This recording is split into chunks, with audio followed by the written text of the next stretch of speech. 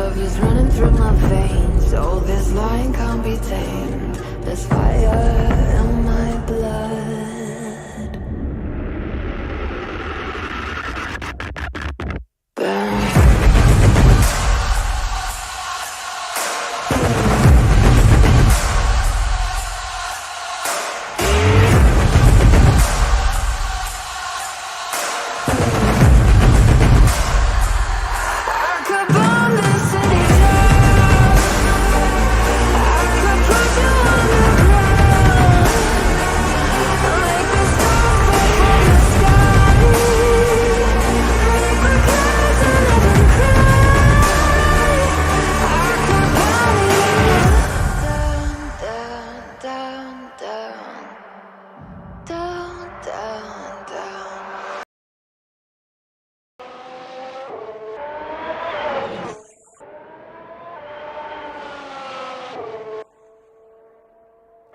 Right then, hello everyone and welcome back to the Assetto Corsa Offline Championship as we are here at the Hockenheimring for qualifying for the German Grand Prix. Yes, Formula 1 for a second time at this venue, and it is great to be back for another consecutive year.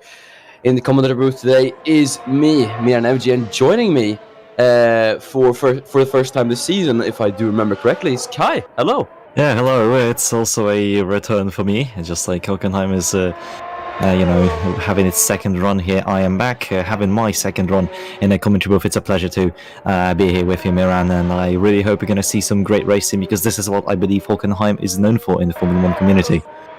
Oh yes, Hockenheim, a fantastic circuit. Obviously, last time you joined us was the 2018 Brazilian Grand Prix, the very thrilling season finale we had, where Jesper Johansson secured his first championship.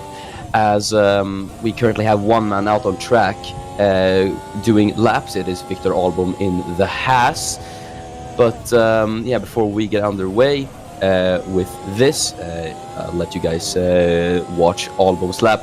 But I'll go through the circuit. So the Hockenheimring Baden-Württemberg, as it's known, named after the region which it is located in, near the town of Hockenheim.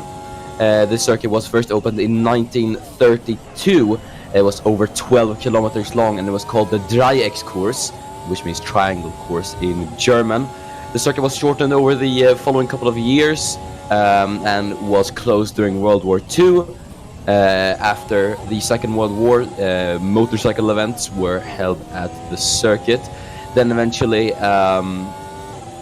a bunch of different racing series started coming here. In 1970 you had Formula 1 make its first ever race here at the Hockenheimring, and it raced intermittently all the way up until 2019, where obviously they lost the license to run here, which is a shame because this is a very, very good circuit.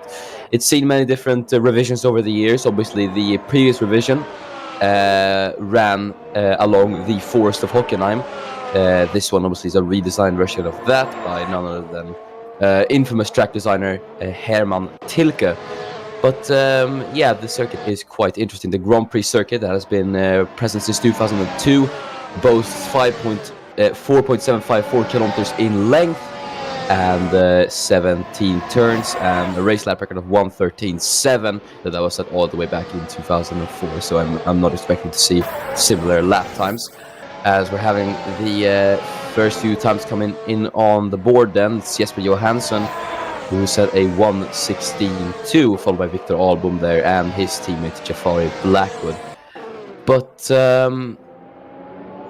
Kai, obviously, as there's Franco Gamba across the line. I think it would be interesting to talk about Franco Gamba. Obviously, he had a fantastic qualifying last time out. At Silverstone, he scored P5, but unfortunately was taken out at the first corner by Enis Barachki, who does have a 3-place good penalty in for this race. But McLaren have seemed to be a team on the rise this season. Obviously, now with Fernando Tost scoring a bunch of points, they've been doing quite well. What do you make of them? Yeah, I have to say I'm really impressed. Franco, his pace has always been there. He's a very good midfield driver, and he impressed me the most because he, just like Serezny, Hockenheim might be yet another race where they show a surprising amount of pace. Yeah, well, McLaren obviously a fantastic team. Fernando Tost, I have to say, in all the years we've seen rookies perform, I have to say Fernando Tost is probably the most impressive one, as he's really been scoring points just every race consistently, and he's outscoring his teammate Franco Gamba quite a lot. Oh dear! There! Oh god! That's Kulasec and the older McLaren of Franco Gamba. And I think that may be both of them. Oh dear, it's going to be a pile up. That's one of the Toro Rossos there. And that is not good. But yeah, it was Kulasek got spun there, and then Gamba just went straight into him, and then Gamba went into the Toro Rosso there. We're gonna see what happened here, as I think this is Kulasek coming around turn 8. Oh, no. Okay, let's see what happens. So there is Vojta going through Parabolica, just Germanized into the hairpin, and let's see a Ferrari behind him. And I have a bit of a worry. Yep, nudged. Fun round. Yeah, that was not nice from Miran Evji, and then Kulasek just straight into Franco Gamba. It was a bit of an unsafe rejoin from him, but that's left him with quite a bit of damage, I think, to his Renault, and Gamba as well, who made... And then what are the Toro Rossos? Who was that? Yeah, I believe that was... No, I'm not sure who that could have been. I think it was Samet Özkan, actually, as he's just making his way out of those few corners, as he's actually behind the Mercedes there of Enis Paraschke, that is, who currently sits P2. As we have all the 20 times on the board, your bottom 5 are currently Blackwood, Özkan, Kulasek, Singh, and Cherezhnia. So, yeah, Kulasek won't get any more running, I don't think. But yeah, Özkan down there again. Obviously, he's been a very, very impressive qualifier at some venues. And he's brought home big points for the Toro Rosso team, but he just doesn't seem to be able to find the pace around the Hockenheim ring. Yeah, and then obviously now with a damaged car, presumably, the pace is not going to get better. Yeah, but two people I really have to give praise to is Maximilian Novikov and Josef Fredrik Schuto. The Williams pairing currently P12 and P14. Once again, the Williams duo have been trying to get themselves out of Q1. Obviously, Schuto has gotten himself out of Q1 in 2 occasions this season. Novikov has, I believe, done it once. So we'll see if both Williamses could make a Q2 appearance. That would be absolutely fantastic for the team that hasn't scored any points in the championship just yet. Yeah, that's true, and with so far the attrition of qualifying, as we've seen with that little accident, I believe you might even see them, maybe, hopefully, who knows, get promoted into Q3. It is Hockenheim after all, anything can happen here in 2019 in real life Formula 1. Robert Kubica scored Williams' only point that season, so anything can happen.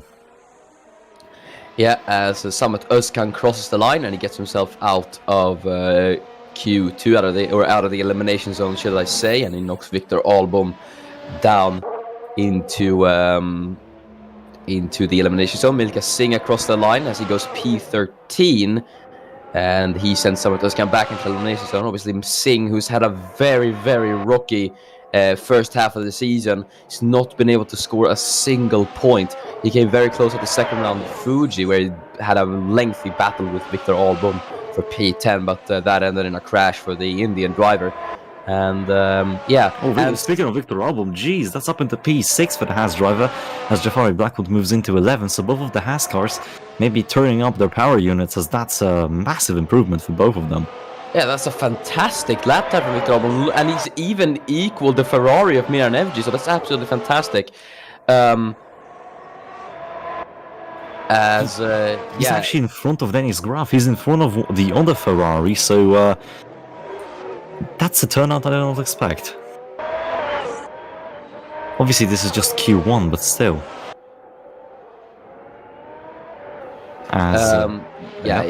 It is great to see the Haas up there, as Graf's going to cross the line, and he does not actually improve.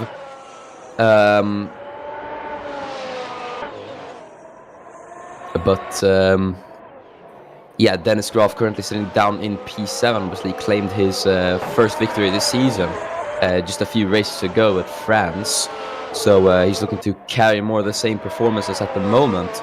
But it's not been looking too good for him as teammate Miran Evci leads by 20 points in the championship. As Jafari Black was going to go across the line, the Formula 2 champions. That's an improvement, but he stays P11. That's down to P12 as Mohamed Patel is up into P10.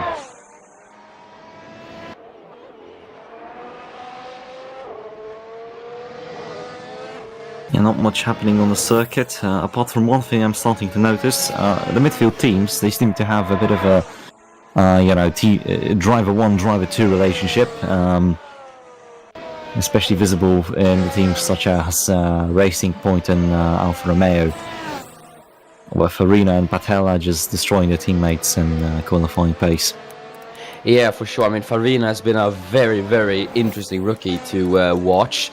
As you said, he is absolutely he is completely outscoring his more experienced teammate Milka Singh, and Patel, obviously the more experienced driver who's driven a lot for Red Bull. As we're actually observing the man who replaced him, as there is Fernando Tost, and the McLaren driver goes up into P5. So that's once again a stellar lap time from him, but it's Lewis McIntyre who goes ahead of him with a 1:16.950. That's a wonderful lap time from the Red Bull Junior. And Toro Rosso really seem to have nailed it this season, as both of their drivers are performing fantastically. As Enis Parachki goes across the line and he goes faster than his teammate Johansson. But at the moment, it is the bottom 5 we are going to watch, as currently in the elimination zone is Singh, Shuto, Özkan, Terezhnia, and Kulasek. Obviously, Kulasek is confirmed out, as he will not be running again. Gamba's McLaren has been towed back into the pit lane. I do wonder why they haven't got Vojta in there as well. But we are gonna wait and see, as the timer is ticking down. It's gonna be the final few cars across the line, as Luca Farina goes across the line here. Oh my god! Yeah, that is a wonderful lap time from Luca Farina. The Italian has gone P6, as Miran Evci is now gone fastest. And speaking of Miran Evci, we have confirmation from Race Control. Miran Evci has been given a 3-place grid penalty for causing a collision in qualifying. So even if he does stick it on pole, he is going to be down 3 places along with Enis Parachki. So with 2 of the top team drivers now being hit with grid penalties, this could be the prime opportunity for some of the midfield performers, or some of the number 2 drivers in the top teams to shine. Yeah, certainly. I mean, at the moment, FG and Parashki are just being a bit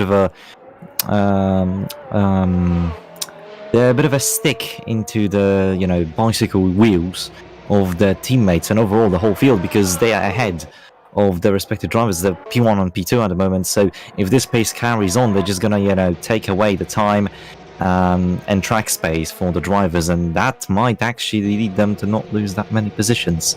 But as you say, it will also cause havoc once the penalties are applied, as the drivers are now finishing the lap times. FG still going to finish his lap. Let's see what that is going to be. It's not an improvement, but he stays P1. We're just waiting for Fernando Tost now to finish his lap time, which he does not. He goes into the pit lane, so that's Q1 done.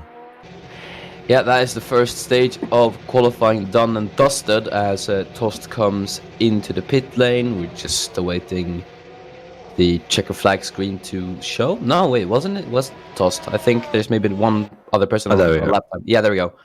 And yeah, that is Q1 done and dusted. Miran Evci is fastest, and your bottom 5 who are knocked out are Vojta Kulasek, Kai Terezhnia, Samet Özkan, Josef Fredrik Shuto, and Maximilian Novikov.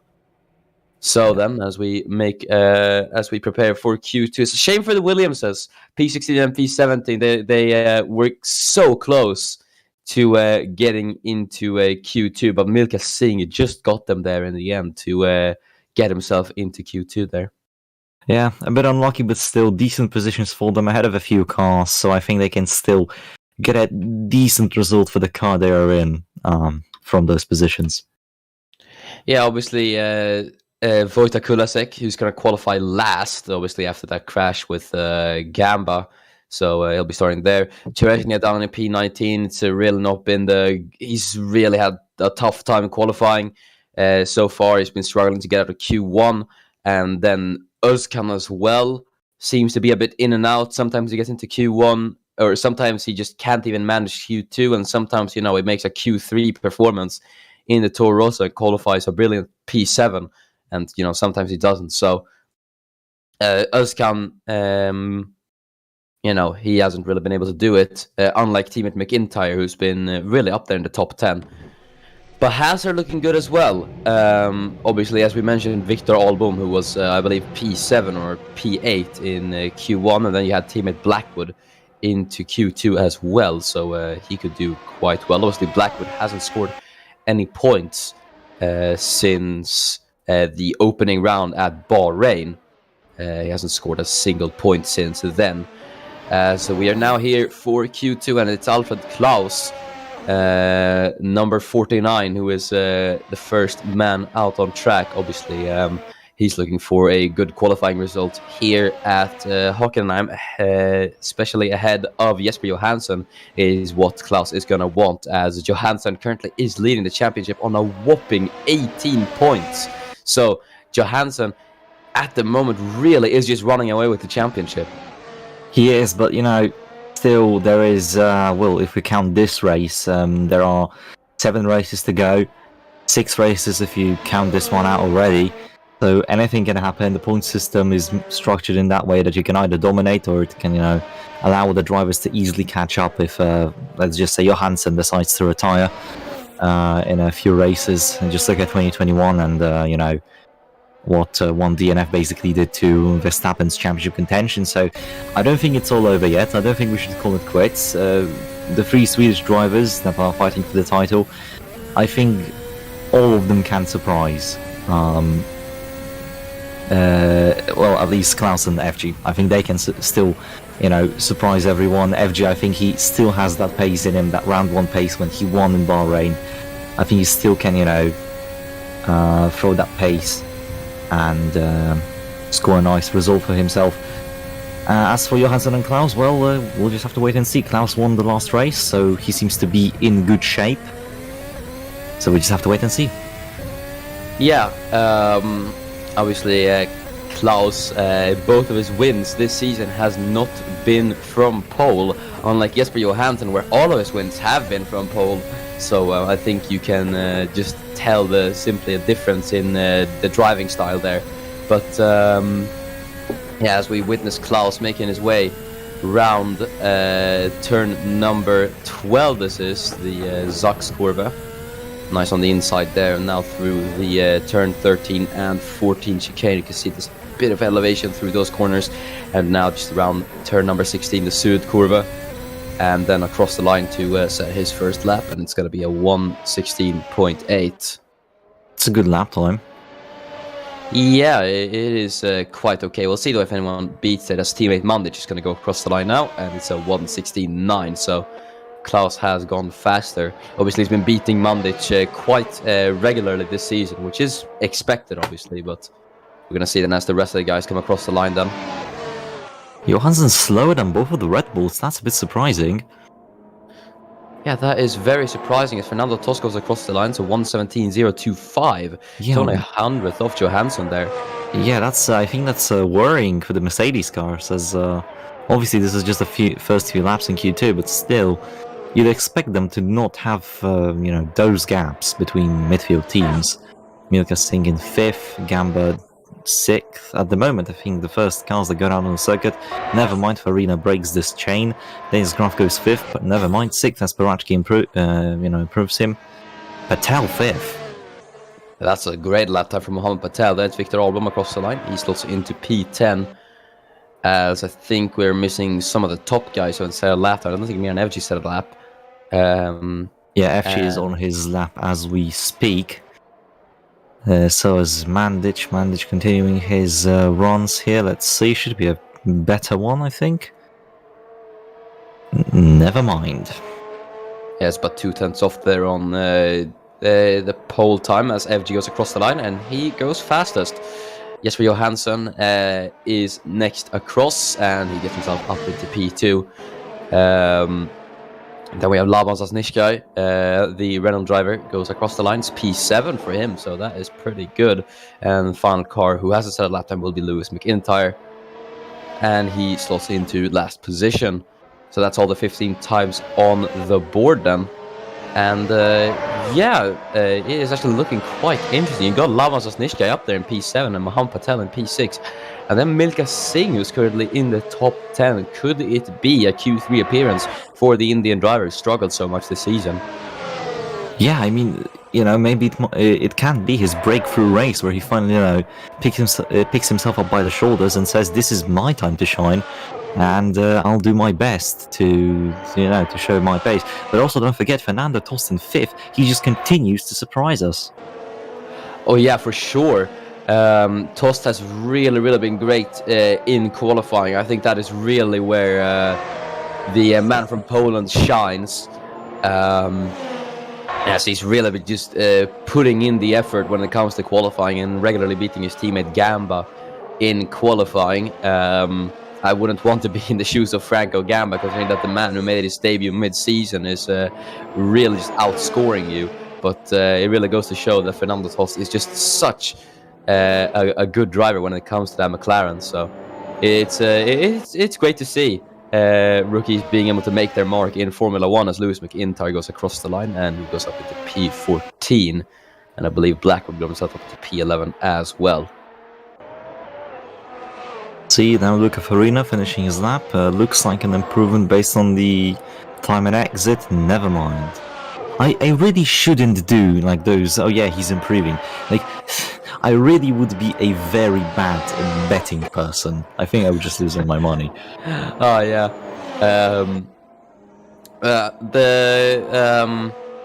I can say that the drivers are a bit unpredictable with what they want to do. There's often times where you think that they're on good laps, but then they just dart into the pit lane through the final corner, and you're just left stumped. So it's a bit hard to guess this, but yeah, no, don't worry. I'm used with what their Factor 1 has given me. Yeah. As Blackwood makes his way around the final corner. Let's see if the Jamaican can improve, and he does not just yet. As the top two are now in the pit lane, as Johansson's decided to come in. Zasnishka improves, so does the man ahead of him, Fernando Tost. So they're actually sitting quite well there. As Lewis McIntyre sets yet another improvement, so he goes up into P12. As Franco Gamba comes into the pit lane, we'll see if he decides to go out again, and his fellow countryman Luca Farina is in as well. Then it's Graf now followed by the Mercedes of Parachki. Graf not improving, Graf in 9th. That's the danger zone.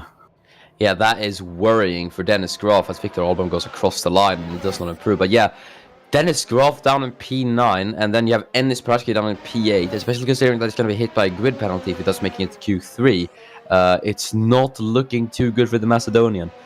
Either way, we'll just have to hope that they do set improvements as Thomas Mandic going to go across the line, and he does not improve. So a bit of a somber last few minutes here in Q2, as we aren't seeing many improvements, but we could still be proven wrong. As Blackwood's going to go across the line then. The Formula 2 champion does not improve, as we have a few guys coming into the pit lane as well.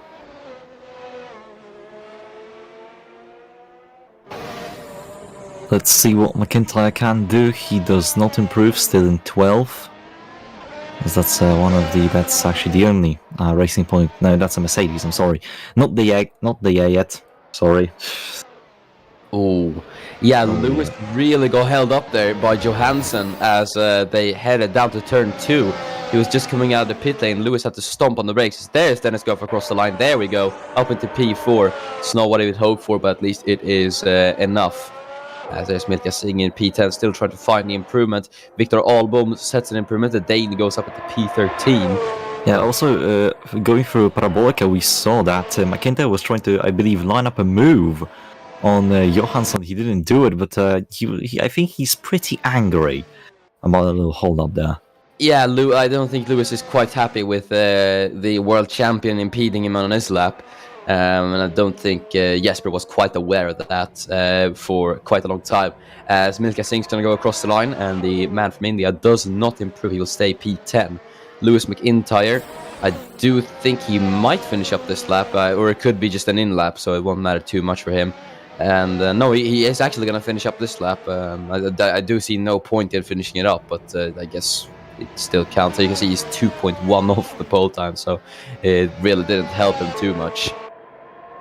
Victor Albom is on a lap here as he makes his way around turn number 13 here as the checker flag is now out. Let's see, will we see any surprises? Will we see Prachki knocked out, most importantly, as he's in the pit lane, so it's anyone's guess. Never mind, Albon abandons the lap. Let's see what Patel will do. Yeah, we'll see if the man from the UK can improve as he will round the final corner. Let's see who's going to finish this one up. No, yeah, he's into the pit lane. Milka Singh, maybe he's 7/10 off pole position, but you know, that would still give him P9 at the moment, which would be in front of Prachki. Let's see. Into the final corner, let's see the line. He does not abandon it. Into the final corner, Sud Curva, and let's see, onto the straight, and he does not improve. Yeah, it's about 10th of his own time there, so I think the final two cars is Johansson and McIntyre. I do not think Lewis has been held up on this lap, as Johansson has been pushing, and he's built a gap to McIntyre behind it, but we're going to see Johansson as he goes across the line, and he goes fastest, ahead of Miran Evji, and McIntyre is into the pit lane, and that is Q2, done and dusted. And oh, no, that is not what we wanted to do. Hopefully we did get a screenshot of that. I think I can get it on the stream, don't worry. Yeah. But yeah, it was Jesper Johansson who was fastest, and your 5 knocked out are Blackwood, McIntyre, Albom, Farina, and Gamba. Yeah, it was an interesting qualifying session. Obviously, Milka Singh looks to be on good form as he's gotten himself into Q3 in that Alfa Romeo. His teammate Luca Farina is starting P14, so it's actually nice stuff from him. And then Labas Nishka is in there as well in P8, and they got Mohammed Patel in P7. Yeah, overall interesting Q2. Definitely happy for Milka Singh there, finally getting a Q3 appearance.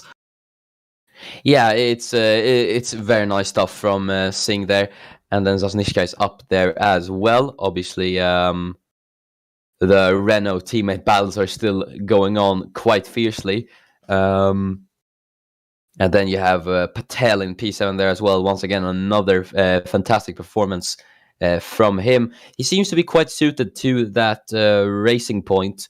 I think he is pulling in some good performances here and there. Obviously, he scored, I believe it was a P7 at Paul Ricard, and then he scored a few points here and there as well. As we're now here for Q3, the final stage of qualifying, and speak of the devil, it is Mohammed Patel who is the first man out on track. Obviously, he's a very, very decorated driver when it comes to F1. He made his debut with Red Bull, obviously, in 2017, and in 2018 as well. He drove for the same team. 2017 was a really, really good season for him. He was in championship contention for quite a long time back in 2017. Obviously, he took his maiden victory. It was at the Austrian Grand Prix, where he won from pole, and he would go on to take an absolutely dominant victory at the next round at Silverstone, and he became the first ever driver in the ACOC to take back-to-back victories. And other than that, it was a really strong season from him, but yeah, he had a few DNFs here and there in the later stages of the season, which meant that he couldn't challenge the Ferraris, and that saw him fall down a bit. But at least he did beat teammate Alfred Klaus quite soundly. And obviously 2018 didn't go as well for the Brit. He struggled massively. He went 4 races without a podium, and then obviously he had that incident at Hungary, which saw him banned for a race, and he was replaced by Ida White, who picked up a podium, surprisingly. And then, he won when he came back after his race ban, which was a really, really poetic victory, in my opinion. As Patel's got to come out here, just side by side with Miran Evji, but yeah, he got sacked from Red Bull, and he was replaced by Mandic. But he seems to be enjoying his time at Racing Point here. Yeah, but seeing Mandic's performance, you can always make the question if Patel's sacking was the correct choice, considering the pace he has in the Racing Point. Yeah, obviously. I mean, Mandic has been... There are obviously signs of a struggle from him. And his only podium so far this season has been when he won in Spain. But other than that, Mandic has not even secured a single podium. So we don't really know what has happened to the Croatian. I think it might just be the pressure of being in such a top team. Obviously, he performed fantastically with Renault last season. He scored a bunch of points for the team.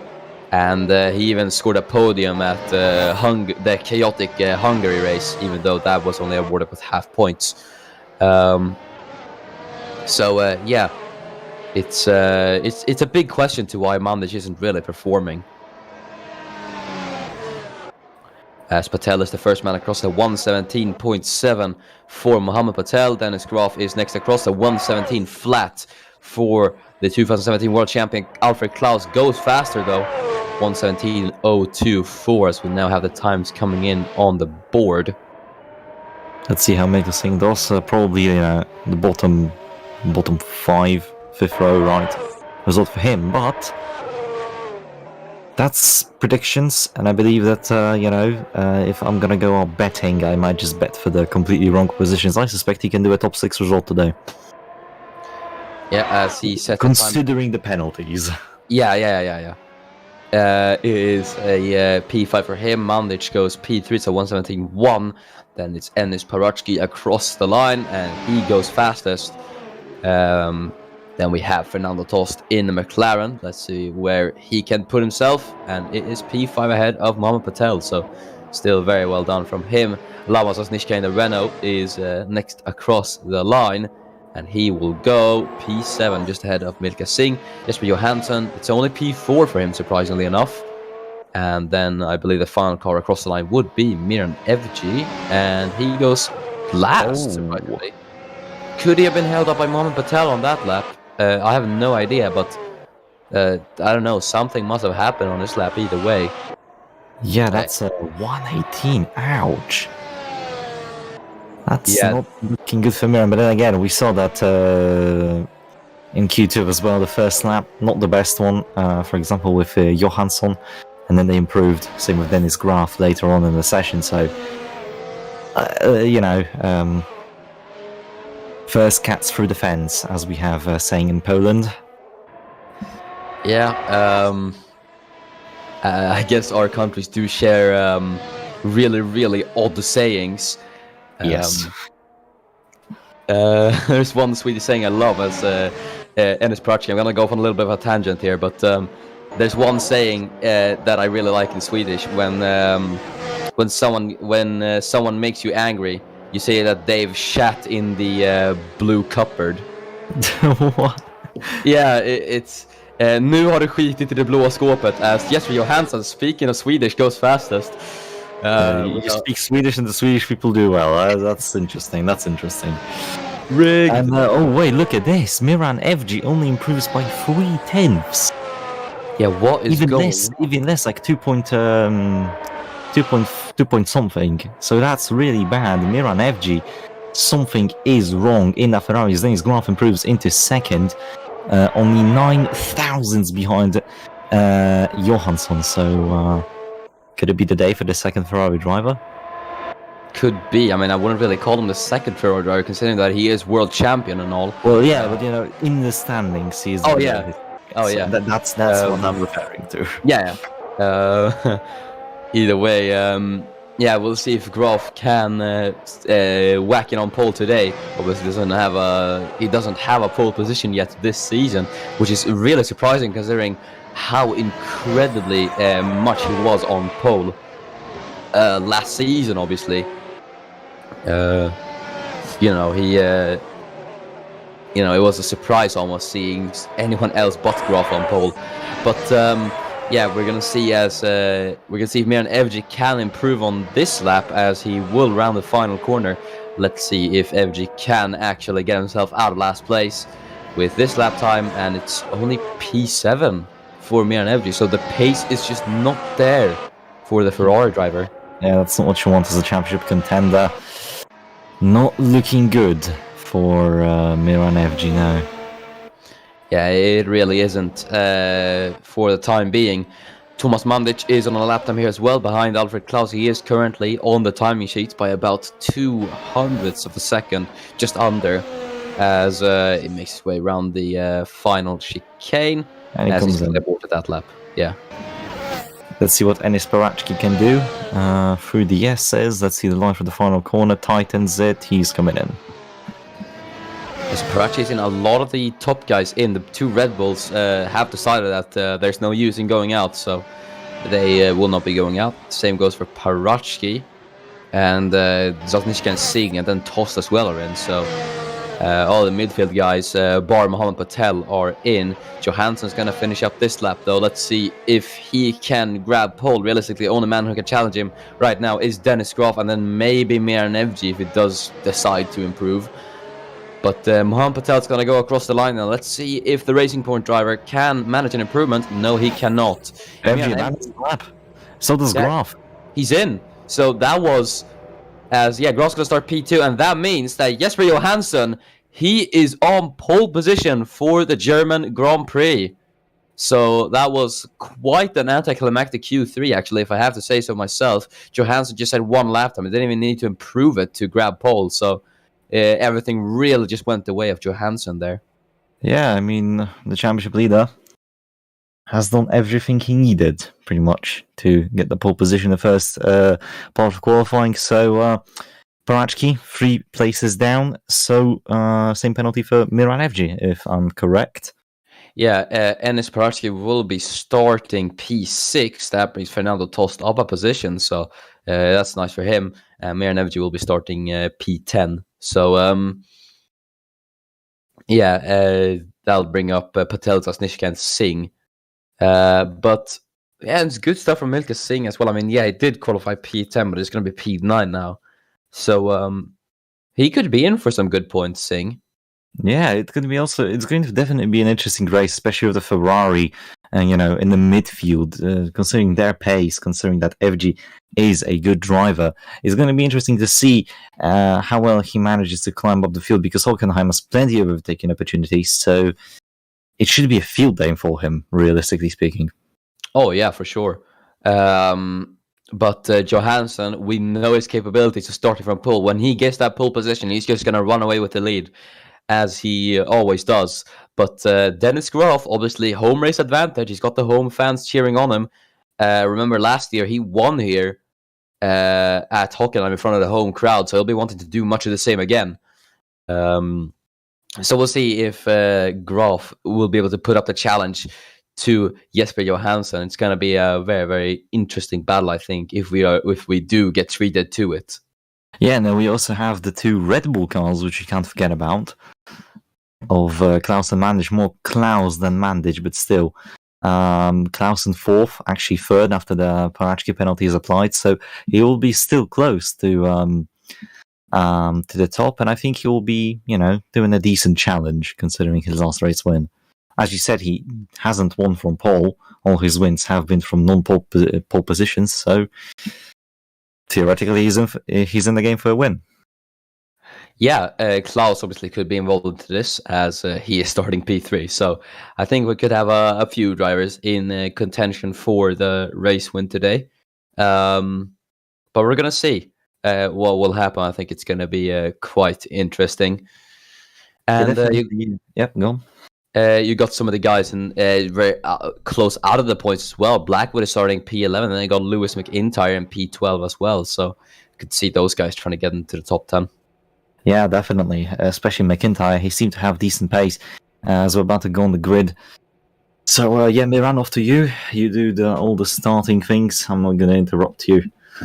No, I was thinking we do just like we always do. I take positions 1 to 10 and you take 11 to 20. So it is Jesper Johansson.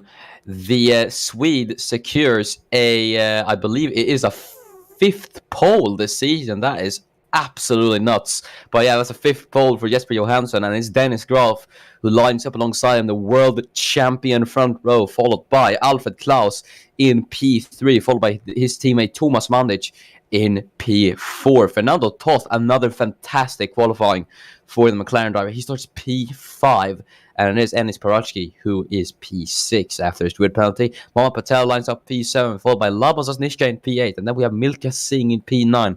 Another fantastic qualifying from the Indian, and it's Miran Evji who lines up P10. Yeah, then we have Jafari Blackwood in 11th for the Haas team, looking good and looking quick, with a high possibility of scoring some points today. Joining him on the 6th row is Lewis McIntyre in the Toro Rosso. Don't count him out to the fight of the points as well. Then we have Victor Albom in 13th, with Luca Farina joining him on his row in 14th. Then we have Franco Gamba in 15th, with Maximilian Novikov in 16th. 17th is Josef Fredrik Suto, and in 18th is Samet Özkan. Decent qualifying for the Williams drivers, definitely look out for them. Then in 19th we have Kai Chereshnya, and in 20th Wojta Kulasek after his incident that put him out of running in qualifying. That's the grid for the 2019 German Grand Prix. Yeah, there we go. And now as we're going to get underway with the race, it's Jesper Johansson on pole. Let's see if Dennis Graf can do anything in his home race as the lights are coming on. We've got 6 lights. And we're underway at Germany. It looks to be a good start for Jesper Johansson as they get off the line, but it's a really good start for Alfred Klaus as he's going to try around the outside into the first corner on Graf. They're wheel to wheel as they're going to head into the corner to crash at the back. And I think it's FG. Yeah, FG is off there as well. I think it's one of the Alfa Romeos. Could it be Milka Singh who is off there as well? It is Singh. Oh no! The Indian driver's gone off at the first corner. I think he's beached in the gravel. As yet that's Singh who's out of the race. What a shame. Yellow flags are out. But it's Johansson who leads as Dennis Graf might try it into the hairpin as he's going to have a look on the inside. But Johansson shuts the door. Klaus, though, is now defending from Enis Parachki as offense is turning to defense for the Swede. As Parachki might be under pressure from Thomas Mandic there. Mandic having a look on the inside there. Getting a bit frisky, but Parachki's going to shut the door. There's Toss and Sasnishka side by side as well for position. As there's Sasnishka on the inside through the chicane. And I think it is going to be Laban ahead though. But it is going to be Toss who's going to try it once again. As they will go wheel to wheel. Toss with a nice battle here to the outside through Zaskova. He should be getting a bit of a better run. A big mistake. Oh, but he goes off the road. He goes a bit off the track. He got the squeeze from the Renault driver. Sasnichka defends, but he also had a bit of a mistake through Zaskova there. We can see Patel in 8th, but I also saw Klaus ramming the curb while trying to make a move on Graf, bouncing about through the Mercedes-Benz arena. So, yeah, that was a crazy start to the race. Let's see the replay, if that is planned, for what happened in turn 1. So here we go. A few cars cut in the corner, I suppose that's normal. But then you can see Miran Evji and Milka Singh as well as Lewis McIntyre all involved. Yeah, McIntyre just slamming into the barrier, but I think if we get the onboard of Evji there, as it makes the start, there's Singh ahead, and he jumps Singh into the first corner, so Singh didn't really have the greatest start. Then on the inside, he cuts the corner a bit. Oh, he got hit. He got hit. Yeah, he got hit, and I think he collected Lewis McIntyre as well. Yeah, and also one of the Haskell's, I think Victor Albom got a bit of damage. Also, one thing to note, Dennis Graf just does not start. He just sat on the grid when the lights went out. Oh, yeah. Oh. And just a slight tap there from Singh. You can see the total traffic jam into turn 1 as everyone's trying to get Lewis McIntyre. Lewis McIntyre's on board. So there's FG being hit, and yeah, it just gets collected by FG. So not a lot McIntyre could do there, unfortunately, and he just beats himself in the gravel. Yeah, FG's still in the race though in 13th, so he might score a point or two, but not really looking good for him. As we can see, Patel now harassing the back of Fernando Tost. The Polish driver really doing well. Again, I know I'm repeating myself, it's not like a broken record, but he's just that impressive. He is really, really impressive. I mean, he's gone down 2 positions at the start, obviously, as he was overtaken by both, I think it was Parachki, who's had a fantastic start there up in P4, and then you got Lama Zasnishka as well, who made the overtake on what was it? Tost, yeah. Yes. As there is Özkan dueling with Maximilian Novikov for the last position. That's going to be Özkan on the inside line of the Russian driver then as they head into the braking zone of Mercedes. It's going to be Özkan around the outside as Novikov clips the curb a bit. And then through the chicane, it's going to be Özkan on the inside line as well. That should allow him to get past the Williams, and he has. Yeah, So, speaking of the Williams cars, Josef Fredrik Suter is in 12th. yeah, he's doing a fantastic job there, up in 12th. Obviously, Miran Evgi's there down in P13, so I don't know how long he's going to hold on as we approach lap 3. It is Jesper Johansson who now has his fast lap of the race as he leads by about 7/10 from Dennis Graf. So Johansson looking to pull away from Dennis Graf. And yeah, Alfred Klaus there in P3 as well, not looking too close to the Ferrari in P2. So gaps are quite spread out then at the top 4 already, but the midfield still close.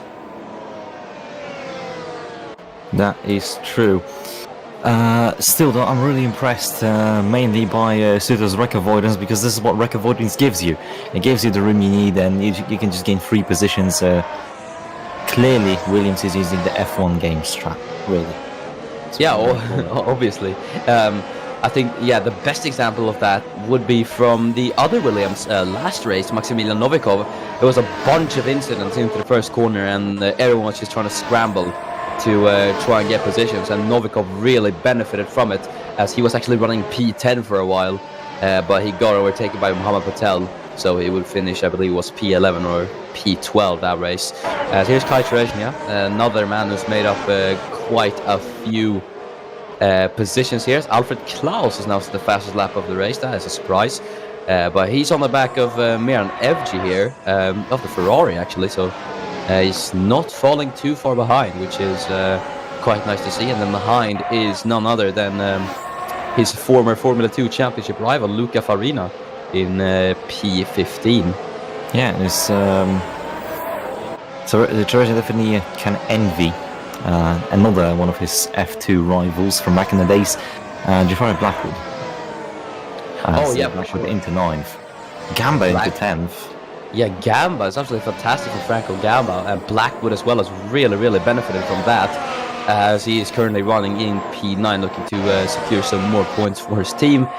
FG now caught up to the Williams of Josef Fredrik Schuto, already having a look into Mercedes though. Oh, that's not been the greatest for him, as Terezhnia flies past on the inside line there. So really opportunistic stuff then from Terezhnia, but he's not going to come away too easily, as FG's going to try it on the inside line then as they headed through Mobile 1, but on the Zaxkov it's going to be Terezhnia who has the inside line then. FG in far better machine.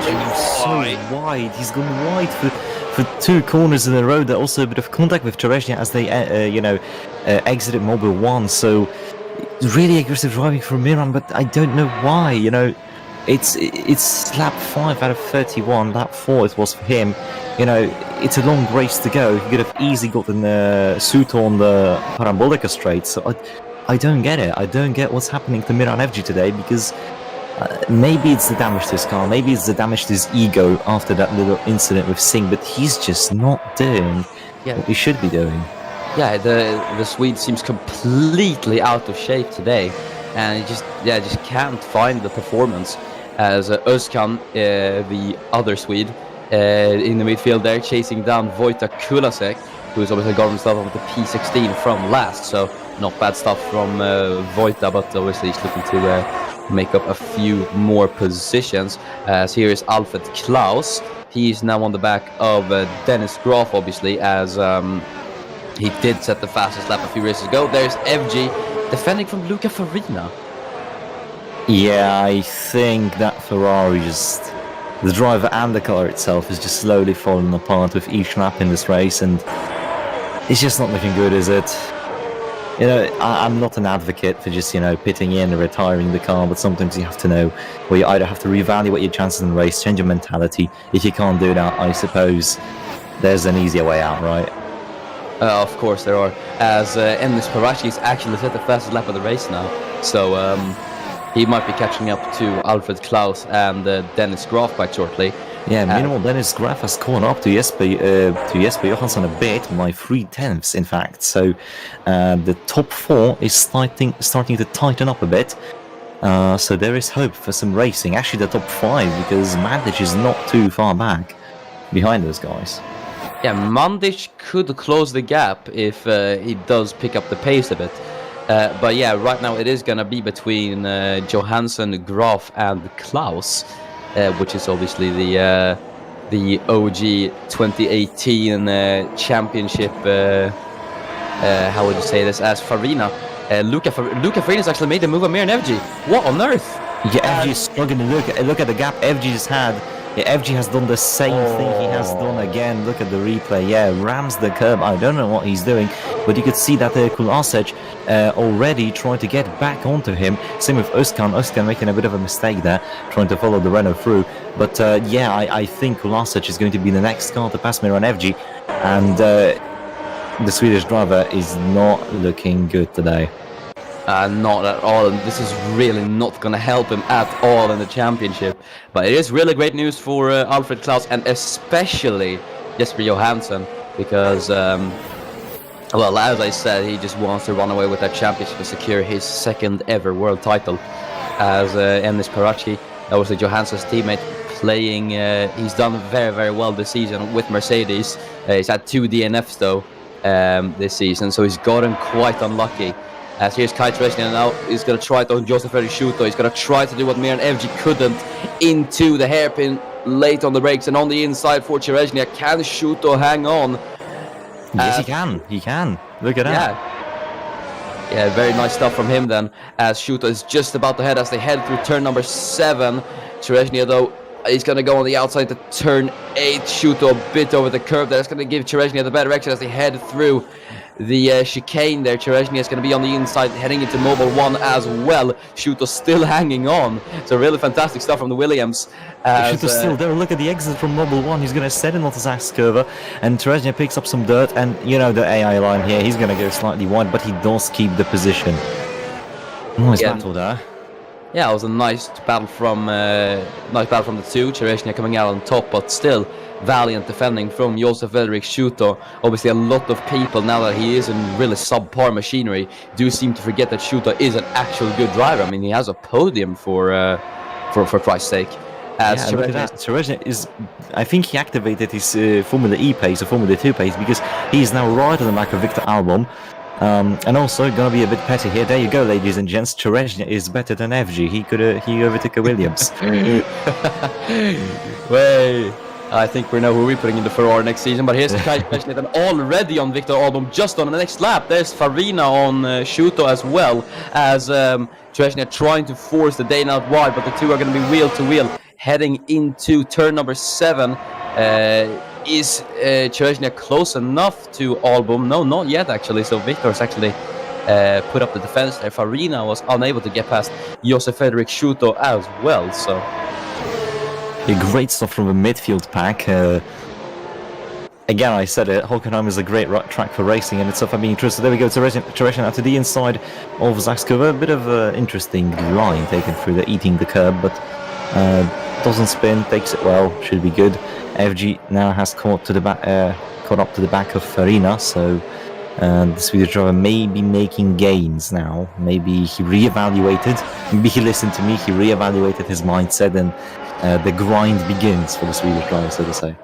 Yeah, now he's going to kick it into gear. Kai Teresnia though into turn 2, as he's going to try it on the inside of Victor Albon. He's really just taking every opportunity he is given. But let's see as they head down through turn number 5, Parabolica. He's got a really good run on Victor Albon here, as he's going to try to switch to the inside of the Haas driver. Obviously, both are Formula 2 race winners, as Cherezhnia is on the inside, heading into the hairpin. You can see they're just about wheel to wheel coming out of the corner And as look well. at it in the background, FG has gone for a move on Farina.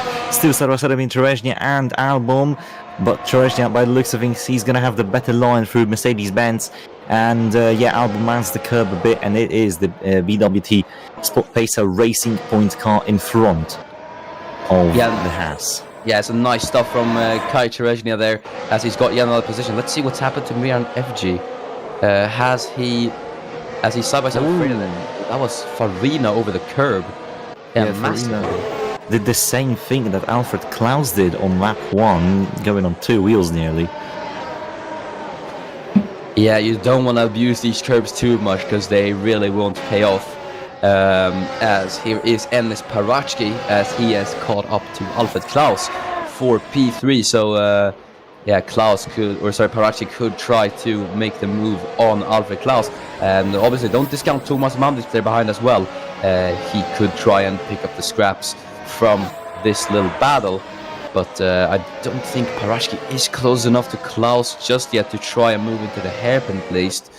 No, he isn't just yet, so Parachki's just gonna have to buy this time, try and wait to try and get past Klaus. As here's FG, he's gonna try and get past Josef Fredrik Schuto. Let's see if Schuto's gonna put up any resistance as he heads on the inside line there. Schuto on the outside. Morse, he's got the better traction around the outside there.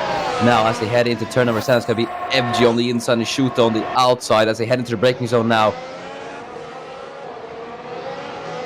And is it FG? I believe it is. Yeah, it is. He got the position actually. No, he didn't. Zuta is still there, and he's still going to go for it.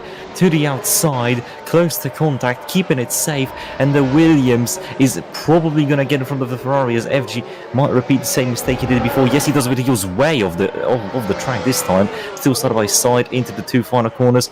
And, that is a bit too much. Mounted the curb there, understeered nearly into a Slovakian driver. That's not good.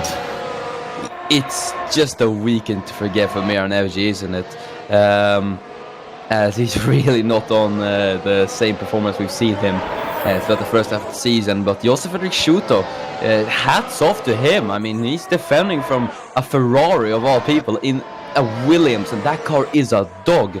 So he's doing really well, and he's going to be put up under more pressure again, as FG's going to try it once again into the hairpin. And once again, Schuto with the superior outside traction. What is going on? Also, Parachki was pretty close to Klaus a lap ago, as Denis Graf has lost a lot of ground to Johansson. But there we go. FG to the inside, mounts the curve. Once again, another mistake. And now look at Farina once again at the back of his team's supplier. Yeah, FG's just, what is he doing? Like, he's not performing at all. And, he just can't find the pace, and he's driving so sloppily, and he can't even get past a Williams, for God's sake. So it's just, I don't think this will be the highlight of the season, that's just to say the least. But the battles will definitely be put into some highlights, that's for sure. Yeah, as Patel is chasing down Fernando Tost for P7. Tost is not going to want to lose another position to anyone else, as Patel heading through turn number 5. He's not close enough on Tost just yet to try and move, so he's going to stay behind then for the time being. Miran FG is going to try once again on Josef Fredrik Schuto.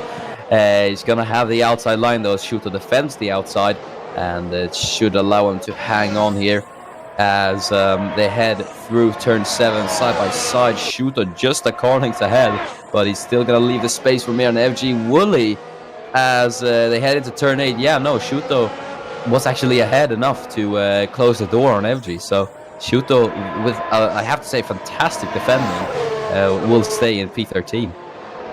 Yeah, I mean, you really have to. If this man does not get driver of the day just for the sheer defense he's putting up, I'd be sad.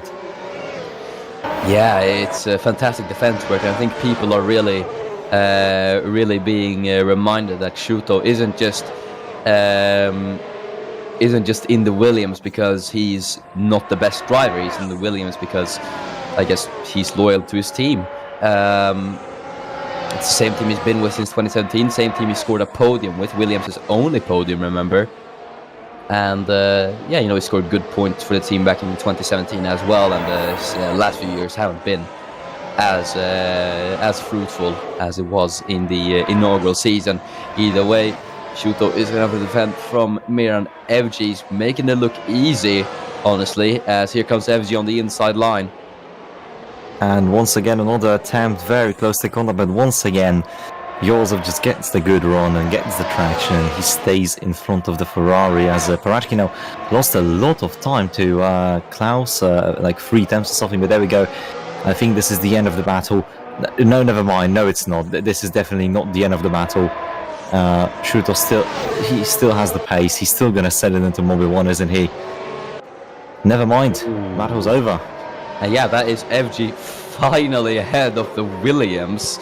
It took you long enough, but hey, now that is him up into P13, and now he has got Victor Albom, the Haas ahead of him. So we're gonna see if FG is able to get past Albom here.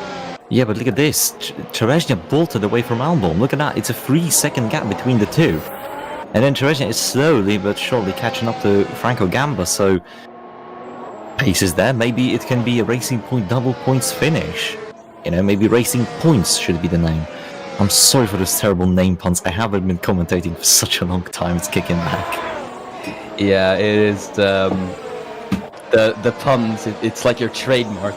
I remember doing MMS commentary. But yeah, here's Summit Özkan on Wojtek Kulasek as he's trying to get the Czech driver in the Renault. Özkan obviously not where he wants to be. He wants to be in the points-paying positions, but yeah, I guess sometimes stuff just happens, I guess. As FG is now trying to get Victor Albom for P12. Hopefully it shouldn't be too hard as overtaking the Williams. As we see them head through turn number 13, going a bit wide though. He was so late on the brakes. I don't know what happened there. He nearly hit the back of the Haas car. So yeah, Miran I think might be. It's like the red capes the Toradors use. You know what I mean? Yeah. I think a car in front of Miran FG sort of works like that for him this race. He sees a car and he starts going all over the place trying to make a move. So Victor Albom would be the Matador and FG would be the bull, is what you're trying to say? Yes, Matador. The wrong word. Yes. Yeah. So yeah. I mean, that makes sense. Yeah. Yeah. But yeah, I do agree with you. He gets completely out of shape whenever there's just a car in front of him and he's trying to close in on it. I think he just pushes way too much. And it makes... look, speaking of pushing way too much, he's trying to go for a non-existing gap move. What? Suto is back close to him. I don't understand the racecraft of Miran FG today. And it's a shame because he looked like a strong contender for some points despite the place penalty, the grid penalty. It could have been a decent result. He was in the points. The Ferrari is a quick car, but I guess it's just not written in the books for him today. Yeah, this is a race Miran FG does not want to be remembered for. I am going to say that. As he's trying to chase down Victor Albom, just making silly mistakes everywhere. And he keeps losing time to the cars ahead of him, which are midfield cars. I mean, Haas are P7 in the standings. So, or no, I'm looking at the I'm looking at this. No. Haas are P9 in the standings. I had the 2017 spreadsheet up, so I got confused. I was like, no, they haven't scored that many points, have they? But yeah, but at the moment, as we speak, they would be in front of Alfa Romeo, making them putting them up into P8 because they're tied on points. So this is a crucial race for Haas in this little battle they're having with the Swiss team. Obviously, Haas are not where they were last season. They finished P4 in the championship. They even scored a podium in 2018 at the Azerbaijan Grand Prix when Ruslan Protsiuk steered his Haas to P3, and now they can, points, or it's a rare occurrence for them. So it is a shame, but at the moment, Tomas Mandic here, he is chasing down Enis Parachki. You can see how close he is, as Parachki has fallen back on Klaus quite a bit. So the leading pair here, the top 5, is really just dispersed here. So Mandic is the only one who has a realistic shot at trying to make the move on Enis Parachki. But yeah, not looking like it at the moment. He is close, but not close enough. There's a bit of there's something missing at the moment. As another thing that's missing is FG in the top 10. Can he put himself into P12? A few steps shorter. Let's see. No, he goes very close to the rear of the Haas.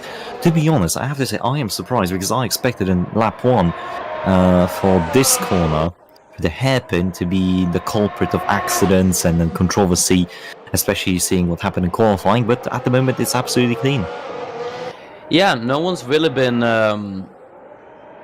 punting around each other with a hairpin, and I mean, we haven't had any crashes or incidents apart from the first lap incident into the first corner, but other than that, there's been nothing. The drivers have kept it quite clean, as I've just gone wide again. And that's not going to do him any wonders at all as they round the final few corners. Fernando Tost, who was defending from Mohamed Patel, is trying to catch up to Laban Sasnishkai, who is P6. So it's absolutely fantastic from Sasnishkai. And I think that is going to boost him up in the championship standings by quite a bit. Yeah, and this obviously helped Renault gain a few more points, which are very crucial for them, as at the moment, the French outfit is sitting at a measly 29 points, 1 point ahead of the Red Bull Toro Rosso Honda team, so they kind of need those points to make a gap to, pull themselves a bit back up. Yeah, obviously a lot of teams seems to have fallen back on where they were last season, especially, as I said, Haas and now also Renault have really just fallen back. As there's FG over the curve again, and yeah, it speaks for itself. But Victor Albon currently in P12, but Chereshnia really is pulling away from Albon 5.5 seconds. That's absolutely nuts. And Chereshnia is not gaining too much on his former teammate Franco Gamba. Well, that is not true. He gained quite a bit. Oh yeah, that is true actually. Yeah, but it's not that substantial of a gain.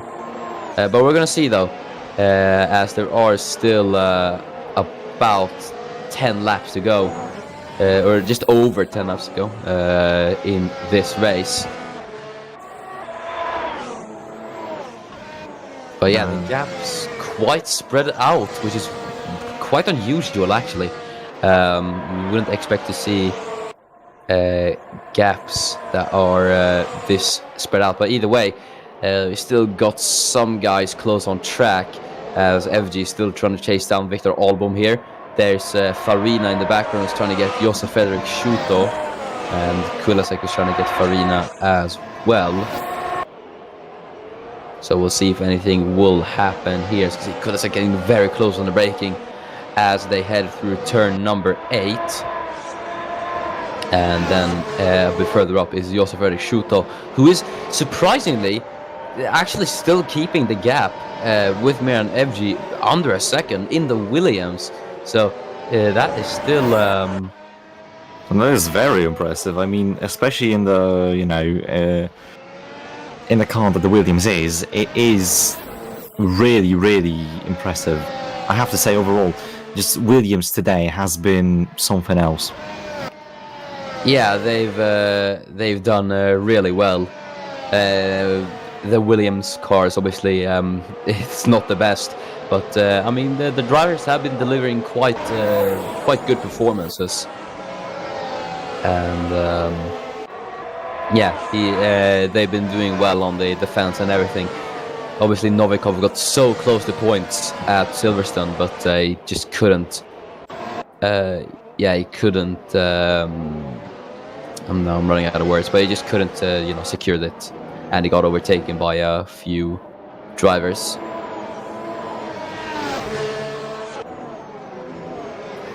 It's a shame though to see Williams not in the points, but we'll see. But we could have some surprises this season, as Patel is still chasing down Fernando Tost for P7.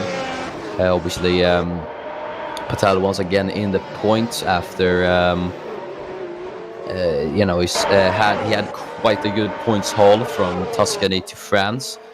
And then, he scored a point in Britain, and now he's looking to score a few points again. So Patel is really raking in the points for Racing Point here, but they are still only P7 in the standings, so not too well for them. And then, they're being beaten by Toro Rosso out of all people. And that's a team that's infamous for sacking both of its drivers at the end of every season. Well, what do you know? That is in the line of Helmut Marko, to be honest. Yeah. As Miran Evji now in the slipstream once again, on the back of Victor Albon once again. The question is, will he finally be able to make the move? No. He's just now tucking in behind the Haas car. I think he's accepted his fate, but you can tell that this man still has pace. He still knows, and he wants to do the thing everybody, I think, in the Ferrari garage also wants him to do, but he's just not able to. As there we go, Luca Farina. Oh, that is a massive sign. There's Kulasec up into 15th, and that might be even a move from Özkan now, as he tried to get the out of control Alfa Romeo behind himself. Yeah, Özkan had a bit of a look, but it just wasn't close enough to try. Anyway, that's Kulasek who slipped past Luca Farina there. Kind of just a botched move from Farina. It was a bit too far back from the Italian. Either way, here is Mohamed Patel. He's still chasing down Fernando Tost. Nothing's coming out of this just yet, as Tost himself is trying to get Laban Zasnishka here, who is in P6 and quite a way behind Thomas Mandic by about 8.6 seconds. Granted, Mandic is in the Red Bull, which is a far better car than the Renault, but Laban is still he's remained there in P6. He's not really gone anywhere. As Mohamed Patel is still chasing down Fernando Tost through the chicane. And then now as they will go into Mobile 1, you can see there he's not gaining too much on the McLaren. Does gain through the braking zone a bit, but not through the medium to high speed corners, it does look like. As didn't get the best exit at turn 15 there, it looked like. Yeah, he lost a few times, but now in the slipstream he's gaining all back. As we can see, there he is.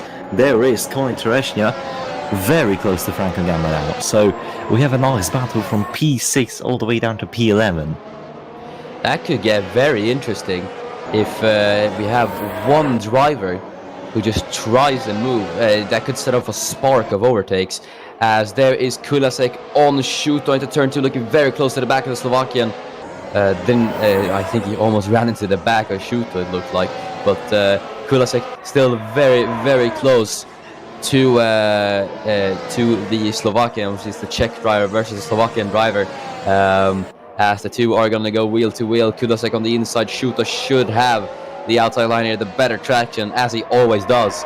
As the two are going to still be wheel to wheel through turn number 7 here. Kulasek's going to be on the inside line, then it's going to the outside into this corner though, as it's going to go the long way round on Shuto. Shuto skips up the curve there a tiny bit. That's going to upset the car a tiny bit, and it is going to allow Kulasek to get past on Josef Fredrik Shuto. Yeah, way quicker than Miran Evji. I'm sorry for being so petty, but yeah, but here we go. True. Yeah, it is true. As here we go, Gamba, Blackwood, and Tereshnia making a bit of their own train, as the other Prix cars in front of them making a bit of their own pack. That would be Blackwood, Patel, and Tost. Sorry, Saznichka, Tost, and Patel. I read that wrong. Yeah. It's forming into these little groups of cars in the midfield here. But this is all the battle for points, which is going to be interesting. Obviously, Gamba is looking quite close to the back of Jafari Blackwood. Might he have... I think he might have a look on Blackwood here into the hairpin. No, he doesn't. But Özkan is going to try to Farina here for P16, as the Red Bull Junior is going to be late on the brakes and on the inside of Luca Farina. Farina, though, with the better traction around the outside, as the two are going to be side by side just about as they head through turn number 7. And now, as they will go into Mercedes, Farina's got the inside line, and over the curb he will go a tiny bit. That should allow Özkan to get the overlap into the chicane and try and get ahead. Farina, though, says that it is not over, as he has a look into Mobile 1, but no. Yeah, a bit too opportunistic there.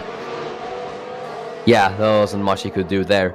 But, yeah, Gamba is now chasing down Blackwood once again. Through turn number 1 they go. And then into turn 2, Chereshny is looking for a way past as well. As you can see just how close Patel is to the back of Fernando Tost. He's itching to get past the McLaren, but just can't at the moment. Wait, no way. No way, Kulasec is going to get in front of Miran Evji. Is this real? Oh, look at the outside line. Oh my days. Well, if that isn't one of the best overtakes I've seen today, I'm perplexed. We're gonna see if we can pull it through, though, as Evji's gonna be on the inside line late on the brakes from Miran Evji, as might have gone a bit too late, though, as it's gonna give Kulasek the better exit through into turn 7. They will go. Is Kulasek ahead? He is, and Suto was defending from Özkan as well in the back. And FG again goes on the curbing and bounces around heavily. And now these two have caught up to the Ferrari. The Ferrari has lost places and might lose even more spots in the field. As we go, Frederick tries to go for it, but no use. Yeah. Could we get a replay on that move of Kulasek, though? I really want to see that again. As we're gonna just rewind. Yeah, there we go. With the onboard, I think this would be real nice. You see, look at the run he gets through the first corner. Yeah, he already knew what he was going to do. He sold him a bit of a dummy with moving to the outside and to the inside, rides the curve nicely, and then Miran leaves him the space, but he just uses all the road he was given. Beautiful stuff from Wojtek Kulasec, really showing the skill. And then look at this, he knows what's going to happen. He's just going to allow Miran to nearly go into the Haas and then use the beautiful outside line, and that's how he's done it. Fantastic drive from the Czech driver. Yeah, great stuff from Wojtek Kulasek from last to P13. It's great to see that Kulasek, even though he's not fighting for points, still going all out for the positions here. I think he's now on the back of Viktor Albom. Let's see if the Czech driver is able to do what Miran Evji couldn't, as he's already in the slipstream, already going to try it on the inside line into turn 2. Albom having to defend the outside line there, as Kulasek not close enough to try through turns 3 and 4, but he's going to have a good run on the Dane, as the two are going to be wheel to wheel heading into the hairpin. Kulasek's going to have the inside line, which is not the favorable line through this corner, but as they head into turn 6, Albom on the outside line, they're getting very, very close between the two, but it's going to be Kulasek who has the inside line for the next corner, then Albom remaining a bit ahead as they head into the next braking zone. You can see Kulasek there just ahead, Albom not on the curb there, surprisingly, as we've seen a lot of drivers taking the curb there on the inside, but Albom avoided it quite nicely, but he can't hang on too much, and that is Wojtek Kulasek up into P12. Fantastic stuff from the man from the Czech Republic. Yeah, that is one hell of a comeback drive, and you know, a hell of nice overtakes. As here we go, Chereshny has kind of fallen out of this top 6 to 6th to 11th pack, as Gamba still chasing now Blackwood. Patel still trying to get Tost, as Tost has lost a bit of a ground to Sajinskaya. So Laban doing a good job here, and the rest of the field has been stagnant since I don't know, lap 2, lap 1.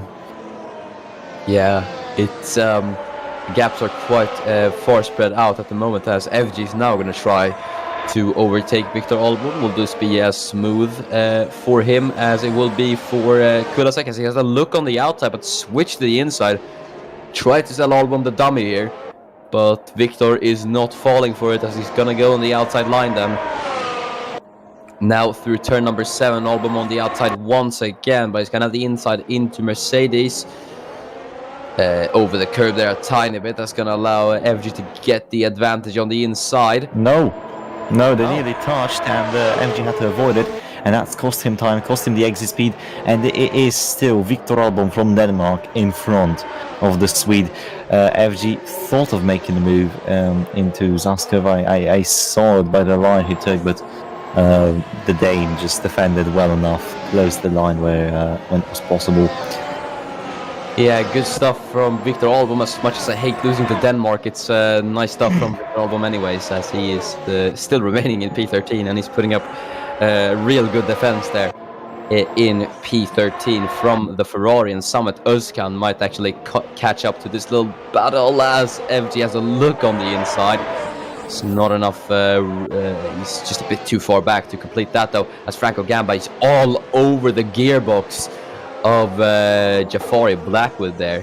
So yeah, speaking of fighting in Ferraris, I can see on the I've been watching gaps, and there you go, there is Dennis Graf battling Jesper Johansson for the lead. He's caught up, the gap is down, the top 3 is within 1 second between all the cars, actually 1.5 from the leader to third, but still it is looking like we're going to have a battle for the lead in the last 3 laps of this race, as Özkan is in front of FG.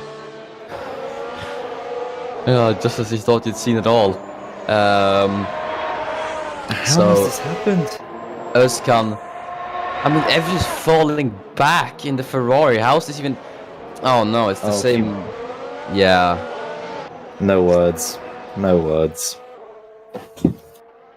I think this is just not the greatest race for him. Either way, the battle for the lead has now commenced on the final few laps, the German Grand Prix.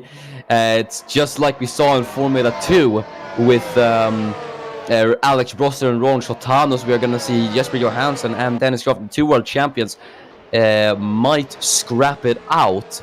Dennis Graf's going to try to find an opportunity to try and get past the Mercedes. And you got the Red Bull of Alfred Klaus there, just behind there in P3 as well.